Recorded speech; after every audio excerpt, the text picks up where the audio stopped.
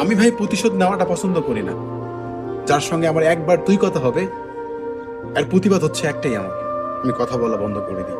সে যেই হোক, আমি প্রতিশোধ নেওয়াটাকে পছন্দ করি না, ডিরেক্ট কথা বলা বন্ধ করে দিই। এটা আমার পার্সোনাল শিক্ষা। যার সাথে তুই কথা হবে, যার সাথে একবারও বনবে না, সালাম আলাইকুম, ব্যাস।